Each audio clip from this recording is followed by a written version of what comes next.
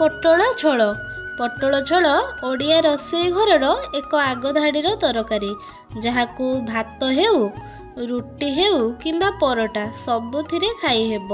ପୋଟଳ ମୁଖ୍ୟତଃ ଖରା ଦିନରେ ବେଶୀ ମିଳେ, କିନ୍ତୁ ଏବେର ହାଇବ୍ରିଡ୍ ଜମାନାରେ ପ୍ରାୟତଃ ସବୁଦିନ ମିଳିଯାଉଛି।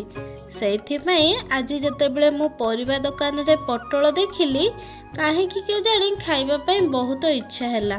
ମୋତେ ପୋଟଳ ଭଜା ଖାଇବା ପାଇଁ ଭାରି ଭଲ ଲାଗେ, କିନ୍ତୁ ଖାଲି ଭଜା ଦେଇକି ତ ଭାତ ଖାଇ ହେବନି।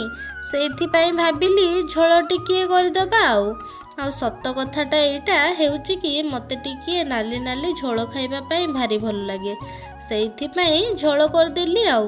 ଆଉ ମୁଁ ଏକଥାଟା ବି ଭଲସେ ଜାଣିଛି, ଯେଉଁମାନେ ହଷ୍ଟେଲରେ ରହୁଥିବେ ସେମାନଙ୍କର ତ ପୋଟଳ ଝୋଳ ଆଦୌ ପସନ୍ଦ ନଥିବ। କାହିଁକି ନା ମୁଁ ନିଜେ ରହିକି ଜାଣିଛି ପରା, ହଷ୍ଟେଲରେ ଯେଉଁଦିନ ପୋଟଳ ଝୋଳ ହୁଏ ଯେମିତି ଲାଗେ ପୋଟଳକୁ ସାଙ୍ଗେ ସାଙ୍ଗେ ଗଛରୁ ତୋଳି ଆଣିକି ଝୋଳରେ ପକାଇ ଦିଆହେଇଛି।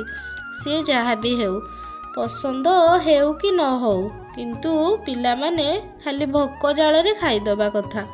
ଆଉ ସାଙ୍ଗମାନଙ୍କ ସହ ବସି ଖାଇଲେ ନା ତରକାରୀର ସ୍ୱାଦ କିଛି ଜଣାପଡ଼େନି, ଯେତେ ଖରାପ ହେଲେ ବି ଖାଇ ହେଇଯାଏ। କ'ଣ ମୁଁ ଠିକ୍ କହିଲି ତ?